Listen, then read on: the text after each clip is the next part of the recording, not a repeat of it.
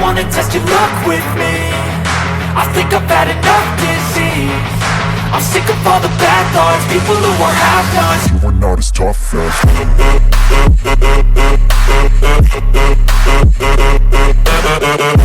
Hey guys, welcome back. നമ്മളിന്ന് ചെയ്യാൻ പോകുന്നത് നമ്മളൊരു സ്ക്വാഡ് ബിൽഡിങ് കാര്യങ്ങളൊക്കെ ചെയ്യുന്ന ടൈമിൽ നമ്മൾ ഏറ്റവും കൂടുതൽ ശ്രദ്ധിക്കേണ്ട കുറച്ച് കാര്യങ്ങളുണ്ട്.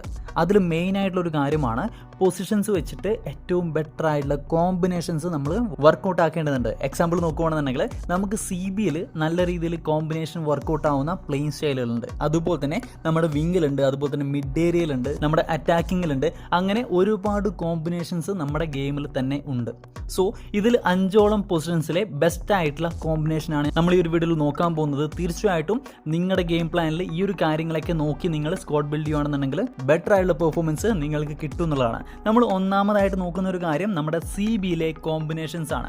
അത് നിങ്ങൾക്ക് വളരെയധികം അറിയുന്ന ഒരു കേസ് തന്നെയായിരിക്കും. നമ്മുടെ CBയിൽ ഒരു ബിൽഡപ്പ് പ്ലസ് ഡിസ്ട്രോയർ കോമ്പിനേഷനാണ് ഇപ്പോൾ കൊടുത്തേക്കുന്നത്. ഡിസ്ട്രോയറിൽ നമ്മുടെ റൂഡിഗറിൻ്റെ നോക്കുകയാണെന്നുണ്ടെങ്കിൽ അത്യാവശ്യം നല്ല രീതിയിൽ ടാക്കിൾ ചെയ്യാനും അതുപോലെ തന്നെ അത്യാവശ്യം നല്ല രീതിയിൽ ഫിസിക്കൽ അഡ്വാൻറ്റേജ് ഉള്ള ഒരു പ്ലെയർ ആണ് നമ്മുടെ റൂഡിഗർ. അതുപോലെ തന്നെ ഡിസ്ട്രോയറുടെ കാര്യം എടുത്തു കഴിഞ്ഞാൽ അത്യാവശ്യം നിന്ന് കളിച്ച് നമുക്ക് നല്ല രീതിയിൽ ഇൻ്റർസെപ്ഷനും കാര്യങ്ങളൊക്കെ തരുന്ന പ്ലെയിൻ സ്റ്റൈലാണ് നമ്മുടെ ബിൽഡപ്പ്. അതായത് ഈ ഒരു കോമ്പിനേഷൻ എങ്ങനെ വർക്കൗട്ട് ആവുമെന്ന് ചോദിച്ചു കഴിഞ്ഞാൽ നമ്മുടെ CBയിൽ കിടക്കുന്ന ഡിസ്ട്രോയർ അത്യാവശ്യം മുന്നോട്ട് പോയി ബോൾ ഇൻ്റർസെപ്റ്റ് അല്ലാന്നുണ്ടെങ്കിൽ അറ്റാക്ക് ചെയ്ത് ബോൾ ഇൻ്റർസെപ്റ്റ് ചെയ്യുന്ന ഒരു പ്ലെയിൻ സ്റ്റൈലാണ്. അങ്ങനെ നമ്മുടെ ഡിസ്ട്രോയർ മുന്നോട്ട് പോകുന്ന ടൈമിൽ ആ ഒരു ഗ്യാപ്പും കാര്യങ്ങളൊക്കെ നമ്മുടെ ബിൽഡപ്പ് ഇവിടെ ഫില്ല് ചെയ്യും. ആ ഒരു കോമ്പിനേഷൻ തീർച്ചയായിട്ടും നല്ല രീതിയിൽ തന്നെ നമ്മുടെ ഡിഫൻസിനെ സഹായിക്കും എന്നുള്ളതാണ്.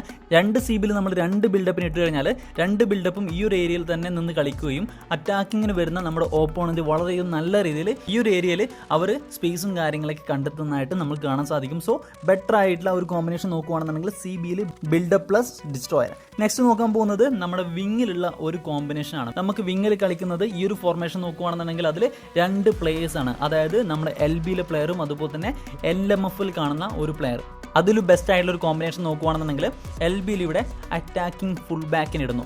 അങ്ങനെ നിങ്ങൾ അറ്റാക്കിംഗ് ഫുൾ ബാക്കിന് ഇടുമ്പോൾ നിങ്ങൾ ശ്രദ്ധിക്കേണ്ട ഒരു കാര്യം, നമുക്കിവിടെ സ്പെഷ്യൽ സ്കില്ലായിട്ട് നമ്മുടെ എഡ്ജ്ഡ് ക്രോസിംഗ് എന്ന് പറയുന്ന ഒരു സ്കില്ലുണ്ടായിരിക്കണം. അതില്ലാന്നുണ്ടെങ്കിലും നമ്മുടെ പിൻ പോയിന്റ് ക്രോസിംഗെങ്കിലും ആ ഒരു പ്ലെയർക്ക് ഉണ്ട് എന്നുള്ളൊരു കാര്യം ഉറപ്പ് വരുത്തുക. അതോടൊപ്പം തന്നെ നമുക്ക് ആ ഒരു പ്ലെയറെ എങ്ങനെ കോമ്പിനേഷൻ ചെയ്യാമെന്ന് ചോദിച്ചു കഴിഞ്ഞാൽ നമ്മുടെ LMFൽ അല്ലാന്നുണ്ടെങ്കിൽ നമ്മുടെ LWFൽ ഒരു റോമിംഗ് ഫ്ലാങ്ങിനെ നമ്മൾ ഇട്ട് കഴിഞ്ഞാൽ ആ ഒരു കോമ്പിനേഷൻ നന്നായിട്ട് തന്നെ വർക്കൗട്ട് ആവുന്നതായിട്ട് നമുക്ക് കാണാൻ സാധിക്കും. അതായത് നമ്മുടെ അറ്റാക്കിംഗ് ഫുഡ് ബാക്കിൻ്റെ ഒരു മൂവ്മെൻ്റ് ആണ്. ഡിഫൻസ് ചെയ്യുന്ന ടൈമിൽ ഈ ഒരു ഭാഗത്ത് തന്നെ ഉണ്ടാവും. അല്ലാത്ത പക്ഷം അറ്റാക്ക് ചെയ്ത് ഇവിടുന്ന് ഒരു ക്രോസും കാര്യങ്ങളൊക്കെ ഇടാനായിട്ടുള്ള റണ്ണും കാര്യങ്ങളൊക്കെ എടുക്കുന്നു. അതോടൊപ്പം തന്നെ നമ്മുടെ റോമിംഗ് ഫ്ലാങ്ങിൻ്റെ മൂവ്മെൻ്റ് ആണ്. ഇവിടുന്ന് കട്ട് ഇൻസൈഡ് ചെയ്ത് ഈ ഒരു ഭാഗത്ത് പോയി ഗോൾ സ്കോറും കാര്യങ്ങളൊക്കെ അല്ലാന്നുണ്ടെങ്കിൽ അസിസ്റ്റും കാര്യങ്ങളൊക്കെ ചെയ്യുന്ന ഒരു പ്ലെയിൻ സ്റ്റൈലാണ്. അതുകൊണ്ട് തന്നെ റോമിംഗ് ഫ്ലാങ് ഇതുപോലെ കട്ട് ഇൻസൈഡ് ചെയ്യുന്ന ടൈമിൽ ഈ ഒരു ഭാഗത്തായിട്ട് ഒരുപാട് സ്പേസ് ഉണ്ടാവും. അതോടൊപ്പം തന്നെ നമ്മുടെ അറ്റാക്കിംഗ് ഫുൾ ബാക്കിൻ്റെ റണ്ണ് ഈ ഒരു ഭാഗത്തേക്ക് പോകുന്നത് വഴി നമുക്ക് ഒരുപാട് സ്പേസ് ഇവിടെ കിട്ടുന്നതായിട്ടും നമുക്ക് കാണാൻ സാധിക്കും. സോ നമ്മുടെ സെക്കൻഡ് കോമ്പിനേഷൻ ആണ് വിങ്ങിൽ നമ്മുടെ അറ്റാക്കിംഗ് ഫുൾ ബാക്ക് പ്ലസ് നമ്മുടെ റോമിംഗ് ഫ്ലാങ്. തേർഡ് കോമ്പിനേഷൻ നോക്കുകയാണെന്നുണ്ടെങ്കിൽ നമ്മുടെ ഡിഫൻസീവ് മിഡിലുള്ള ഒരു കോമ്പിനേഷനാണ്. ഡിഫൻസീവ് മിഡിൽ നിങ്ങൾക്ക് ഇവിടെ കാണാൻ സാധിക്കും നമ്മുടെ DMFൽ ഇവിടെ നമ്മുടെ ആങ്കർ മാൻ ഉണ്ട്. അതായത് നമ്മുടെ ഒന്നാമത്തെ പ്ലെയർ നമ്മുടെ ആങ്കർ മാൻ ആണ്. അത്യാവശ്യം നല്ല രീതിയിൽ നിന്ന് ഡിഫൻസ് ചെയ്യുന്ന ഒരു പ്ലെയർ ആയിരിക്കണം. നല്ല രീതിയിൽ സ്പീഡും കാര്യങ്ങളൊക്കെ ഉണ്ടായിരിക്കണം. അതോടൊപ്പം തന്നെ ആ ഒരു പ്ലെയർക്ക് ഞാനിവിടെ കോമ്പിനേഷൻ കൊടുക്കുന്നത് നമ്മുടെ ബോക്സ് ടു ബോക്സ് പ്ലെയർ ആണ്. അത് വേണമെന്നുണ്ടെങ്കിൽ നിങ്ങൾക്ക് CMF കൊടുക്കാം. അല്ലാത്ത പക്ഷം ഡിഫൻസീവ് ആയിട്ടിട്ടാലും ഓക്കെ ആണ്. സോ നമ്മുടെ ഡിഫൻസീവ് മിഡിലെ ഏറ്റവും ബെസ്റ്റ് കോമ്പിനേഷൻ നോക്കുകയാണെന്നുണ്ടെങ്കിൽ നമ്മുടെ anchor man plus box to box. ഇതെങ്ങനെ വർക്കൗട്ട് ആവുമെന്ന് ചോദിച്ചു കഴിഞ്ഞാൽ നമ്മുടെ ആങ്കർ മാൻ ഈ ഒരു ഏരിയയിൽ നിന്ന് തന്നെ കളിക്കുകയും അതുപോലെ തന്നെ ബോക്സ് ടു ബോക്സ് പ്ലെയർ സ്പേസും കാര്യങ്ങളൊക്കെ നോക്കി മുന്നോട്ട് കയറി ഇവിടുന്ന് നല്ല രീതിയിൽ അസിസ്റ്റും കാര്യങ്ങളൊക്കെ ചെയ്യുന്നു. പ്രത്യേകം ശ്രദ്ധിക്കേണ്ടത് ഈ ഒരു ബോക്സ് ടു ബോക്സ് പ്ലെയർക്ക് അത്യാവശ്യം നല്ല രീതിയിൽ സ്റ്റാമിന, സ്പീഡ് അതുപോലെ തന്നെ നല്ല രീതിയിൽ പാസിംഗ് ആക്യുറസി ഉണ്ടെന്നുണ്ടെങ്കിൽ ബെസ്റ്റ് ആയിട്ടുള്ള പെർഫോമൻസ് നിങ്ങൾക്ക് ഈ ഒരു കോമ്പിനേഷൻ വഴി കിട്ടും എന്നുള്ളതാണ്. ഇനി നമ്മുടെ നാലാമത്തെ കോമ്പിനേഷൻ നോക്കുകയാണെന്നുണ്ടെങ്കിൽ നമ്മുടെ അറ്റാക്കിംഗ് മിഡിൽ വരുന്ന ഒരു കോമ്പിനേഷനാണ്. അറ്റാക്കിംഗ് മിഡിൽ നോക്കുകയാണെന്നുണ്ടെങ്കിൽ നമുക്ക് രണ്ട് പ്ലെയർ ആണ്, അല്ലാന്നുണ്ടെങ്കിൽ രണ്ട് പ്ലെയിൻ സ്റ്റൈലാണ്. അതിൽ ഒന്ന് നോക്കുകയാണെന്നുണ്ടെങ്കിൽ നമ്മുടെ ഹോൾ പ്ലെയർ ആണ്.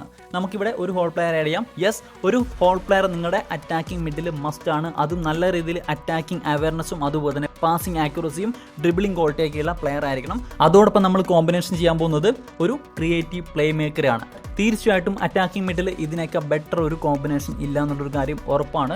അതായത് നമ്മുടെ ക്രിയേറ്റീവ് പ്ലേ മേക്കർ എങ്ങനെ കളിക്കുമെന്ന് ചോദിച്ചു കഴിഞ്ഞാൽ അത്യാവശ്യം ബാക്ക് സപ്പോർട്ടായിട്ട്, അതായത് നമ്മുടെ ഹോൾ പ്ലെയർ ഒക്കെ റൺ എടുക്കുന്ന ടൈമിൽ അത്യാവശ്യം നല്ല രീതിയിൽ വൺ ടച്ച് പാസിനായിട്ട് ഈ ഒരു പ്ലെയർ സപ്പോർട്ടീവായിട്ട് ഇവിടെ തന്നെ കാണും. അതോടൊപ്പം തന്നെ സ്പേസ് കിട്ടുന്ന ടൈമിൽ കയറി ഗോൾ അടിക്കാനും നമ്മുടെ ക്രിയേറ്റീവ് പ്ലേ മേക്കർക്കാവും. അതുകൊണ്ട് തന്നെ തീർച്ചയായിട്ടും നമ്മുടെ അറ്റാക്കിംഗ് മിഡിൽ ബെസ്റ്റ് ആയിട്ടുള്ള ഒരു കോമ്പിനേഷനാണ് നമ്മുടെ hole player plus creative playmaker. ഇനി നമ്മൾ നോക്കാൻ പോകുന്നത് നമ്മുടെ അഞ്ചാമത്തെയും അവസാനത്തതുമായിട്ടുള്ള ഒരു കോമ്പിനേഷനാണ്. അത് മറ്റൊന്നുമല്ല, നമ്മുടെ CF അല്ലാന്നുണ്ടെങ്കിൽ സ്ട്രൈക്കേഴ്സ് പൊസിഷനിൽ നമുക്ക് ബെസ്റ്റ് ആയിട്ടുള്ള ഒരു കോമ്പിനേഷൻ നോക്കുകയാണെന്നുണ്ടെങ്കിൽ ഒരു ഭാഗത്ത് ഓഫ് കോഴ്സ് നമ്മുടെ ഗോൾ പോച്ചറാണ്. തീർച്ചയായിട്ടും സ്ട്രൈക്കേഴ്സ് പൊസിഷനിൽ ഏറ്റവും ബെറ്റർ ആയിട്ടുള്ള ഒരു പ്ലേയിങ് സ്റ്റൈൽ നോക്കുകയാണെന്നുണ്ടെങ്കിൽ നമ്മുടെ ഗോൾ പോച്ചർ തന്നെയാണ്. നമ്മുടെ ഗോൾ പോച്ചറുടെ കൂടെ ആരെ കോമ്പിനേഷൻ ചെയ്യും ചോദിച്ചു കഴിഞ്ഞാൽ നമുക്കിവിടെ രണ്ടോളം ഓപ്ഷൻസ് ഉണ്ട്. അതിലൊന്നാണ് നമ്മുടെ ഡീപ്പ് ലൈൻ ഫോർവേഡ്. യെസ്, തീർച്ചയായിട്ടും നമുക്ക് ഡീപ്പ് ലൈൻ ഫോർവേഡ് എന്ന് പറയുന്നത് നമ്മുടെ attacking middle hole player plus creative playmaker ഇട്ടാൽ നമുക്ക് കിട്ടുന്ന ആ റിസൾട്ടും കാര്യങ്ങളൊക്കെയാണ്. അതായത് നമ്മുടെ ഗോൾ പോച്ചർ അത്യാവശ്യം നല്ല രീതിയിൽ റണ്ണും കാര്യങ്ങളൊക്കെ എടുക്കുന്ന ടൈമിൽ വൺ ടച്ച് പാസിനും അത്യാവശ്യം അസിസ്റ്റും കാര്യങ്ങളൊക്കെ ചെയ്യാനായിട്ട് നമ്മുടെ ഡീപ്പ് ലൈൻ ഫോർവേഡ് കുറച്ച് ഇറങ്ങി നല്ല രീതിയിൽ സപ്പോർട്ടീവായിട്ട് കളിക്കുന്നതായിട്ട് നിങ്ങൾക്ക് കാണാൻ സാധിക്കും. തീർച്ചയായിട്ടും ഡബിൾ CF ഫോർമേഷനിൽ നിങ്ങൾ 2 ഗോൾ പോസ്റ്റർ ഇട്ട് കളിക്കുന്നതിനേക്കാൾ ഏറ്റവും ബെറ്റർ ആയിട്ടുള്ള റിസൾട്ട് ഒരു ഗോൾ പോസ്റ്ററും അതുപോലെ തന്നെ ഒരു ഡീപ്പ് ലൈൻ ഫോർവേഡും ഇട്ട് കഴിഞ്ഞാൽ നിങ്ങൾക്ക് കിട്ടും എന്നുള്ളത് തന്നെയാണ്. ഇനി ഒരു കോമ്പിനേഷൻ നോക്കുകയാണെന്നുണ്ടെങ്കിൽ നമ്മുടെ ഗോൾ പോസ്റ്ററുടെ കൂടെ നിങ്ങൾക്കൊരു fox in the box player ഇട്ട് കഴിഞ്ഞാലും അത്യാവശ്യം നല്ല രീതിയിൽ കളിക്കാൻ സാധിക്കും എന്നുള്ളത് തന്നെയാണ്. സോ ഗൈസ്, ഇത്രയും കാര്യങ്ങളൊക്കെയാണ് നമ്മുടെ കോമ്പിനേഷനുമായിട്ട് ബന്ധപ്പെട്ട് നമുക്ക് നോക്കാനുള്ളത്. തീർച്ചയായിട്ടും നിങ്ങൾ ഒരു സ്ക്വാഡ് ബിൽഡ് ചെയ്യുന്ന ടൈമിൽ അത് ഏത് ഫോർമേഷൻ ആയിക്കോട്ടെ, ഇതുപോലുള്ള കോമ്പിനേഷൻസ് നിങ്ങളുടെ ഫോർമേഷൻ നോക്കി നിങ്ങൾ വർക്കൗട്ട് ആക്കാൻ നോക്കിക്കഴിഞ്ഞാൽ തീർച്ചയായിട്ടും ബെറ്റർ ആയിട്ടുള്ള പെർഫോമൻസ് നിങ്ങൾക്ക് കിട്ടും എന്നുള്ളത് തന്നെയാണ്. അല്ലാതെ നിങ്ങൾ എങ്ങനെയെങ്കിലും ഏതെങ്കിലും ഒരു പ്ലെയറൊക്കെ വെച്ച് കോമ്പിനേഷൻ വർക്കൗട്ട് ആയി കഴിഞ്ഞാൽ നിങ്ങൾക്ക് നല്ല രീതിയിലുള്ള പെർഫോമൻസ് അല്ലാന്നുണ്ടെങ്കിൽ നിങ്ങൾ വിചാരിക്കുന്നെടുക്കെ നമ്മുടെ പ്ലേയേഴ്സ് ഒന്നും ഓടിക്കയറാത്ത അല്ലാന്നുണ്ടെങ്കിൽ പ്ലേയേഴ്സ് പൊസിഷൻ എടുക്കാത്ത ഒരു സിറ്റുവേഷൻ കാര്യങ്ങളൊക്കെ ഉണ്ടാകും. സോ ഗൈസ്, ഇത്രയും കാര്യങ്ങളൊക്കെയാണ്. വീഡിയോനെ കുറിച്ചുള്ള അഭിപ്രായം കാര്യങ്ങളൊക്കെ നിങ്ങൾ കോമെന്റ് ചെയ്യുക. അടുത്ത വീഡിയോ കാണാം ഗൈസ്. ബൈ.